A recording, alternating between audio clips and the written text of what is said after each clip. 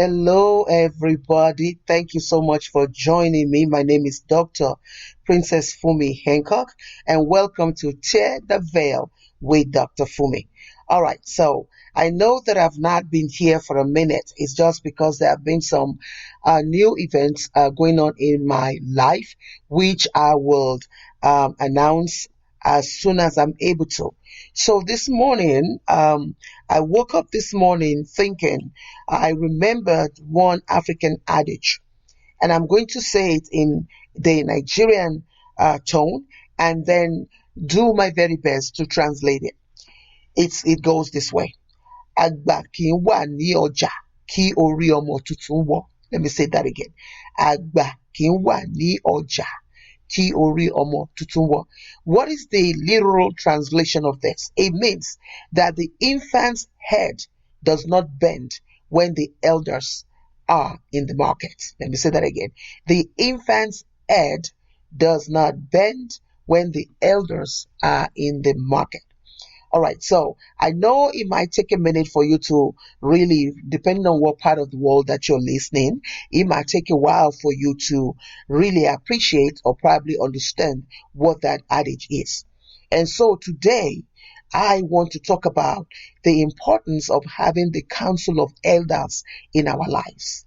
The importance of having the counsel of elders in our life. Now, here's the truth.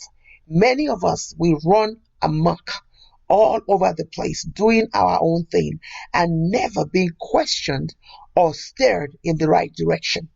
And when it's time for us to be steered in the right direction, we don't take it lightly. We think it's an attack on our personal being.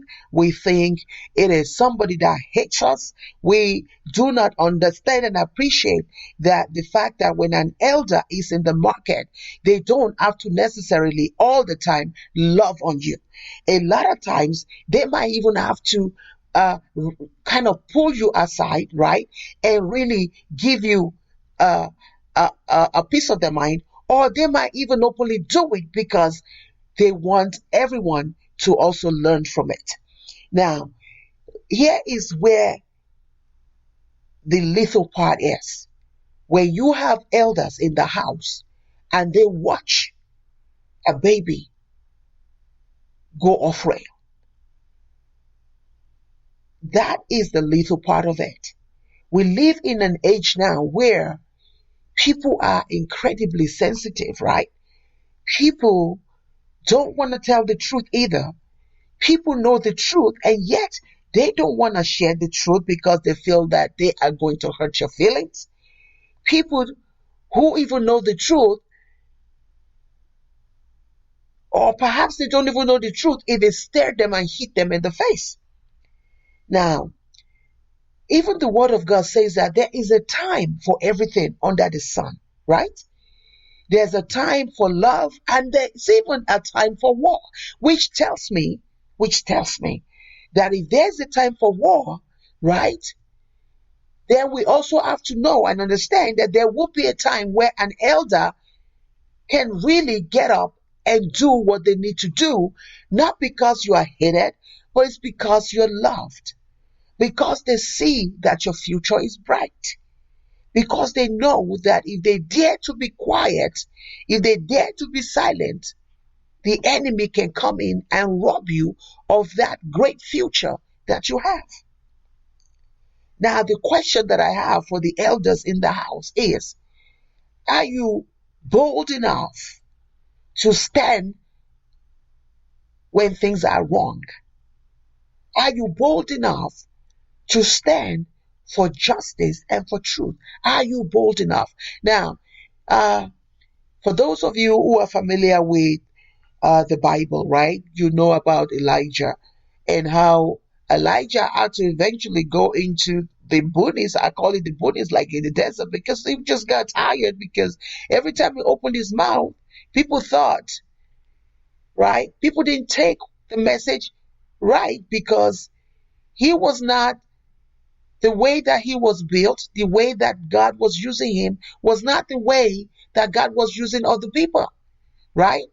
He was not one of those that was necessarily, you know, 100%, 1,000% trying to be compassionate, trying to pat you in the head. No, he was not that. He was a messenger that was come, that was called to rectify and correct things. And when you're called to rectify and correct things, it would not necessarily come in the way that many are accustomed to. Agba kì í wà ní ọjà kí orí ọmọ tuntun kó wọ́. Which means, right, there is no way that an infant head bends when true elders are in the market. And so I share this with you, and I hope that somebody, at least one person today, will hear it, and that this will change the trajectory of your life. Until next time, be inspired, be motivated, be of sentimental value. Understand that you are the hero in your own life story.